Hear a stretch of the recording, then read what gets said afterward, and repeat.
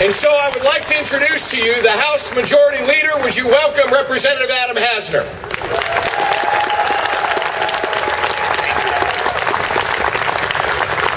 Good afternoon, Tallahassee. Now, Preston, thank you so much for that invitation. I'll tell you, you got to get up early in the morning to keep up with you, but thanks for what you do on the radio here and throughout the country every single day. We appreciate it. Folks, welcome back to your state capital. You know, last summer, Nancy Pelosi said all of this was manufactured.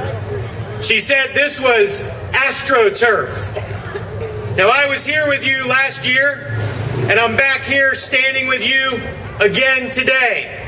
And my message to Nancy Pelosi is this movement is real, this movement is growing, and together we are going to take back Congress in November, and we are going to take back our country.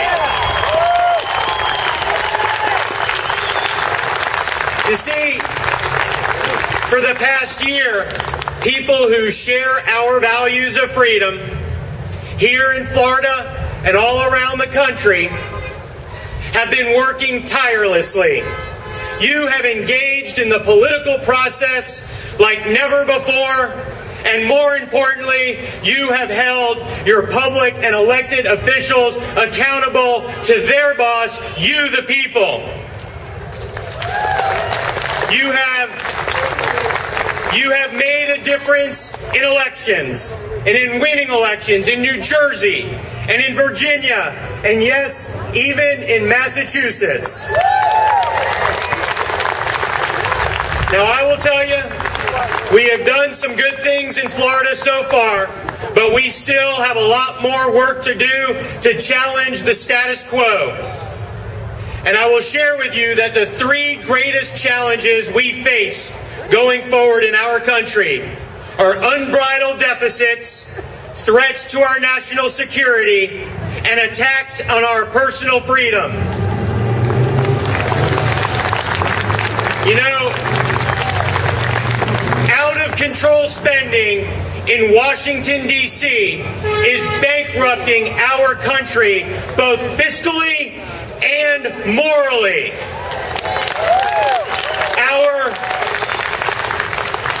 Our unsustainable debt undermines our nation's very own independence as we continue to borrow money from countries that do not share our nation's values.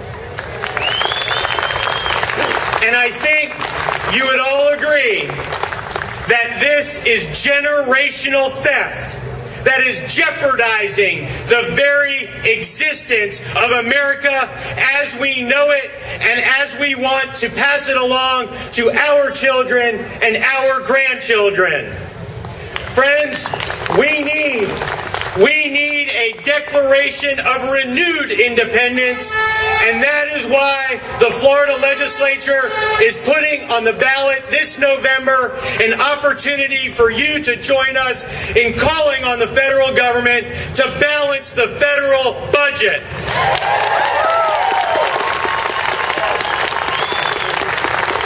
Now, I would also share with you that I believe that the world is divided between two groups of people, those who are willing to confront evil and those who are willing to appease it.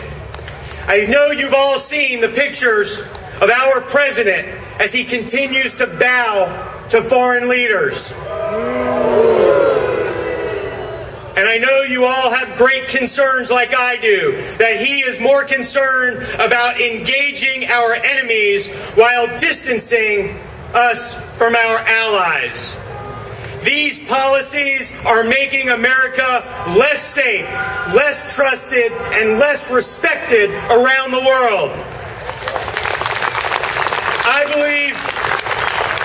believe that we must follow the same path that Ronald Reagan set out, which is by promoting peace through strength. Because if we want to remain the land of the free, we must continue to be willing to be the home of the brave. And that is why here in the state of Florida, we were the first state in the country to divest our state pension funds from companies that do business in Iran. And today we passed a memorial telling the Congress in Washington, D.C., no civilian trials for enemy combatant terrorists. Now, I don't have to tell you that we are now facing more than ever the growing demands from bigger government, higher taxes, and senseless regulations. But we must be willing to solve our problems based on the spirit of the individual, not the power of the state. Because we can and we must grow our economy without spreading the wealth or redistributing the wealth and looting from the producers of society. Because freedom is what makes this country different. Freedom is what makes this country great. And we must always fight to preserve that freedom. It is why, as the Majority Leader of the Florida House of Representatives, I am proud to stand shoulder to shoulder with our Attorney General and next Governor, Bill McCollum, who is challenging the constitutionality of the individual mandate in Obamacare. And I am joining my good friend, Representative Scott Plakin, who's right there. Scott, wave your hand so everybody knows who you are.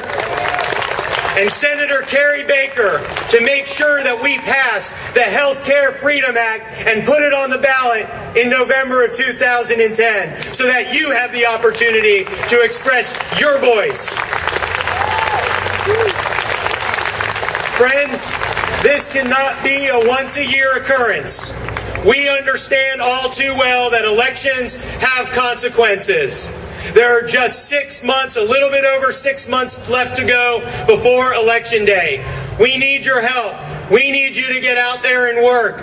Thank you all so much for what you do. God bless you, and God bless America.